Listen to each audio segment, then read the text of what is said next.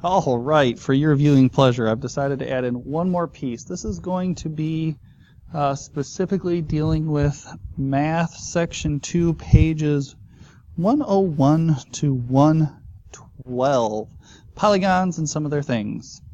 The big things that we need to know for polygons is we need to be able to find the following items. We need to be able to find the total internal angle. We need to be able to find, the, I wrote that down somewhere, number of diagonals.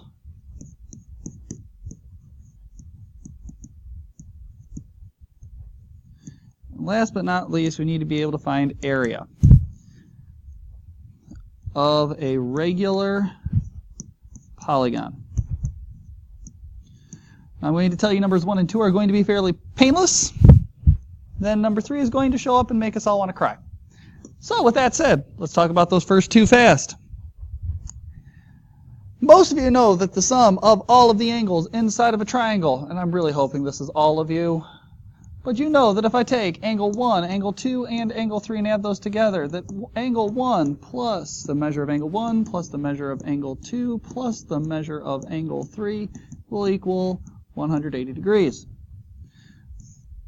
I hopefully also know that if I wind up taking a quadrilateral, and I take angles 1, 2, 3, and 4, and if I take the measure of angle 1 plus the measure of angle 2 plus the measure of angle 3 plus the measure of angle 4, we wind up getting 360 degrees. This is not on accident. Basically what wound up happening is that I can take this and I can turn this into, bam, two triangles. So I wind up with 180 here, and I wind up with 180 here, and we're good to go. So what happens if I get some sort of really strange looking 1, 2, 3, 4, good, 5. And I look at this. Well, if I were to create my triangles, I would ask how many triangles can I make? And I could make 1 and I could make 3. Ooh, is there any way to make 2? Maybe if I cut this, nope, that one's got 4 sides, so now I'm going to have to, ooh, what if I do that? Ooh, there's maybe 3, but we don't want to do that. We want to be able to keep these like so. One thing, don't do what I just did there where I created an extra triangle. When I did that, what I'm doing is I'm essentially using diagonals to create a set of triangles. And no matter what I do, I can turn this into a set of 3 triangles, and no matter what I do. That's the smallest number of triangles that I need in order to create this. So in this case, because there's 3 triangles, we realized that on a pentagon that I would have 3 triangles, which would equal 3 times 180, which is equal to 5, what is that? 0, 24, there we go, 540. I can do this, I can math. So what happens if I have a hexagon? 1, 2, 3, 4, 5, and 6. Tell you what, we're going to make it really weird. No, do I want to do that? No, not really. I don't want to make it convex. 5 and 6. There we go. So how many triangles do I need? Can I make now? Well, it seems smart to make this into a triangle. If I make that into a triangle, maybe I could be smart. Ooh, how many sides are there? 1, 2, 3, 4. So I'm going to have to cut this one down. And we find out that this is 1, 2, 3, 4 triangles. So on a hexagon, we would say that we have 4 triangles. So we would have 4 times 180, which is 720 degrees. Now at this point in time, we have a lot of information. We found out that if there are the number of sides and the actual angle measures, there was 3, 4, 5, and we went up to 6. So in 3, we wound up having 180. 4, we had 360. We had 540. And we had 720. What you should notice is that we could create either an equation using our calculator, or I can just be really nice to you and give you the actual equation. So the sum of the internal angles, interior angles, will equal 180 degrees times the number of sides minus 2. Done! Now let's talk about diagonals. Again, we're going to talk about my different shapes. So if I talk about my diagonals for a triangle versus my diagonals for some sort of quadrilateral, my diagonals for a pentagon, and my diagonals for 3, 4, 5, and 6. A hexagon. A diagonal is when I can touch one vertice to the other without being the actual side. So in this case, we would have 0 diagonals here. There's no way I can connect 2 of these vertices and not be a side. On my quadrilateral here, I can touch this vertice with this vertice. I can touch these 2 vertices, and this would have 2 diagonals.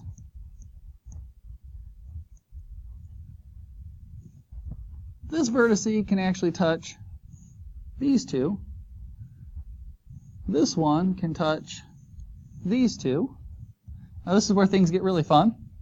This one's already touching this one, but it could touch down here.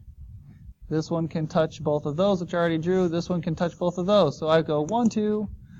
I count the lines. I got 1, 2, 3, 4, 5. So this has 5 diagonals. And you can start seeing that this is going to get really hard to pay attention to really quick. So when I do this one, I'm going to realize that I've got 1, 2, 3, 4, 5, 6, 7, 8, nope, 9, nope,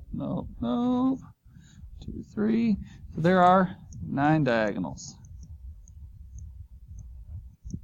Again, using this information, I can create a table of sides to diagonals. I have 3, 4, 5, and 6. I have 0, 2, 5, and 9. On this one, I would suggest utilizing my calculator to come up with this equation. If you need to real quick, draw a few diagonals and come up with this table. We wind up getting the formula that the number of diagonals is equal to half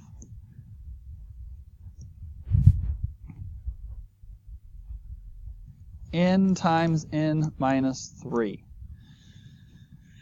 They write it a little bit different. I like this because if I expand this, it looks like what my calculator would tell me, which is half of n squared minus 3 halves n, or 0.5 and 1.5. When I come through and I find those answers, maybe it's a little bit easier for you to memorize. The way I can keep these two equations separated is if I look at the difference here, this is plus 2, this is plus 3, this is plus 4, so I can see that that distance is increasing. That kind of implies a squared, versus my interior angle equation, or if you actually look, this is plus 180, plus 180, plus 180, which is a telltale sign that that's going to be a linear function. Now, regular polygons. What on earth is a regular polygon? A regular polygon, by definition, is a polygon where all interior angles and all... I forgot to mention one thing. Let me talk about these real quick. One of the things that we'll be interested in on a regular... Actually, this actually worked out well. With a regular polygon is they're all going to have the same exact angle measure for the interior angles, and each one of those side lengths are going to be the same. So examples of a regular would be, oh my goodness, this is going to be terrible. I wonder if I've got shapes for these. An equilateral triangle. Yes. Good. Equilateral triangle would be a perfect example of one of these. A square is an example of a regular polygon. Not quite. It's close. A regular pentagon. You can also have a regular hexagon. And the idea of each one of these is that each side is the exact same distance on each. I used 2 up there for some bizarre reason. So all of the sides will be equal, and all of your angles will be equal. Now for a triangle and for a square, you already know the answers to each of those angles. An equilateral triangle has 60-degree angles. An equilateral quadrilateral, a square, these are all 90s. But what about a pentagon? And what we would do is we would realize, well, we would say that we would have 180 times n minus 2, which is 540. And if each one has to be equal, we just divide by however many angles we have. Divide that by 5. And we find out that there is 100. Each one of these is a 108-degree angle. Or in this problem, we would say that we would have, remember, we'd have our 180 times n minus 2 to find out that these are 720-degree angles and divide that by 6. And we would say that each one of these angles is 120-degree.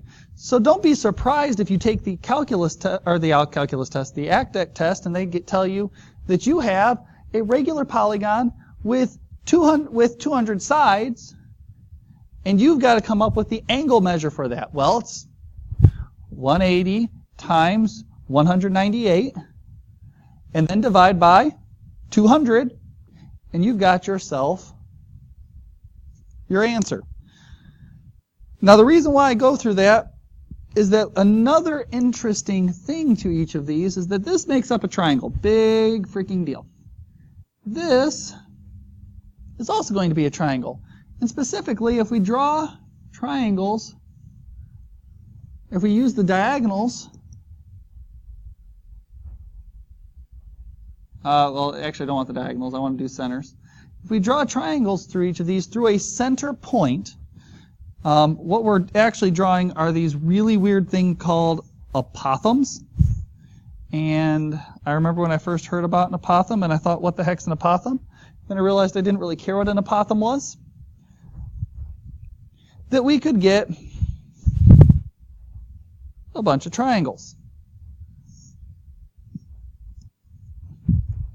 And even more interesting, how many triangles are we going to have? Well, I guess technically we can do that with a regular triangle. We're going to have apothums. And the regular triangle is going to have 3 triangles created. The square will have 4, the pentagon will have 5, the hexagon will have 6, and you'll obviously see that you'll have n triangles created.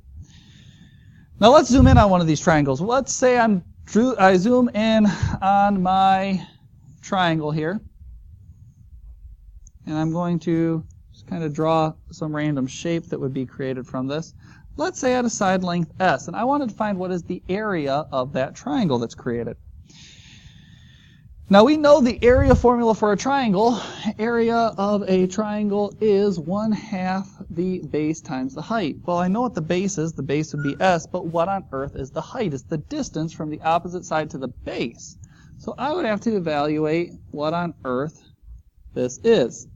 So for those of you that don't like math, I'm going to give you the opportunity to stop this video now because you're not going to want to answer this question. For those of you who understand what's happening, this will be great and lovely. But this is where things get weird. We talked about trig and special right triangles. And what I can do is I can utilize that trig to help me, because when I draw these apothums, what winds up happening is I actually take these angles, and this actually are angle bisectors, meaning that this angle and this angle are equal to each other.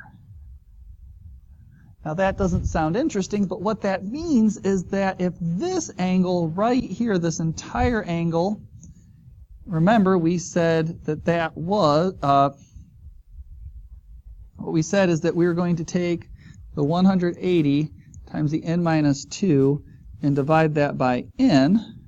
If that's the entire angle across there, then to find this piece right here, we would take that 180 times n minus 2 divided by n, and we would divide that by 2.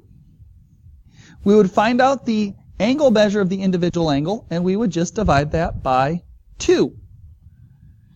And what that does is that sets us up here. And now what do I know? I know if this whole distance is s, then I know that this distance is s divided by 2. And hopefully you're starting to get an idea of what on earth I'm going to do. I need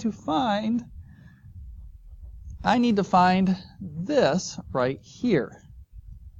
So how on earth do I find this length? Well, I know that I have an s over 2 distance, and I know that I'm looking for this length. That is a tangent relationship of this angle measure. Told you you're not going to like this. Is equal to my height divided by s over 2. So that this height formula is the s over 2 times the tangent of my half angle.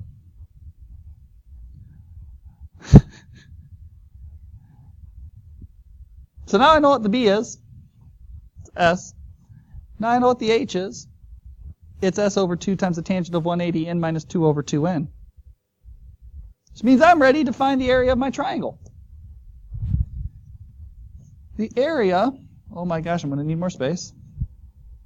The area of this triangle is half the base times s over 2 tangent of 180 n minus 2 over 2n.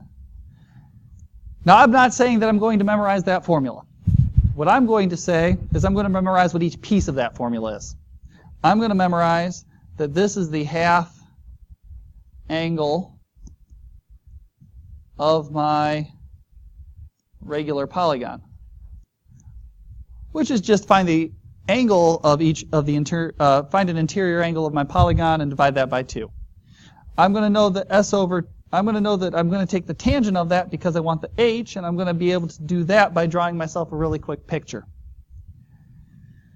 I know I'm going to do 1/2 s times whatever the heck this nonsense is, and that will give me my actual answer.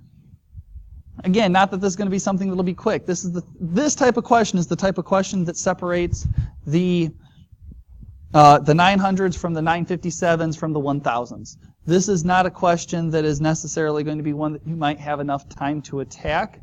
Hopefully you do. This is the full progression to get into that problem. So this is why I said I'm not going to worry too much. If you walk out of this discussion with anything, and realize that that's a single triangle. So if I want my polygon, I actually need to take my area of my triangles and multiply that by n. So once I get an answer for that, I need to multiply that by n. Big thing I need you to take away from. I need you to realize how to find a diagonal. Worst case scenario, draw yourself a couple of pictures, come up with a table, create the equation using your calculator, and then find it. They're not going to ask you how many diagonals does a pentagon have. They're going to ask you how many diagonals does a nonagon have. A nonagon is a 9-sided figure. Or they're going to ask how many diagonals does a 35-sided figure have. And there's no way you're going to do that in your head. You're going to have to go 35 squared times 2, or 35 squared minus 35 squared divided by 2 minus 35 times 3 divided by 2. And you're going to have to do that. You don't have a choice. All right? You're going to have to answer a question like, what's the interior angle of a figure that has 200 sides? You're not going to be able to go through and come up with that solution quickly. You're going to have to go through and realize, okay, maybe I need to create a table to find the equation to find this. How am I going to create those tables? The tables are not hard, but the equations you have to realize is that the angle equation is linear, and the diagonal equation is a quadratic. And if you can get those, that will get you the majority of the questions you need. Obviously, there's some more intricate things, and hopefully on the test you're able to figure those out, because remember, a math test is not about memorization of formulas. It's about knowing your formula and being able to utilize your formula in a problem-solving method. Good luck tomorrow. Kick butt. Do what you can do. And I look forward to seeing what you all have. that does pretty much conclude everything in this section except for surface areas and volumes. That's something that's an 8th grade TEK that you should have complete mastery over by now. If you don't, let me know. All right? So we'll get through some more surface area volume. I didn't get into the calculus. The calculus is 4 questions. Those of you who can figure it out, great. Those of you who are in calculus, awesome. I expect you to get those right. Thank you for your time, and I will see you all tomorrow.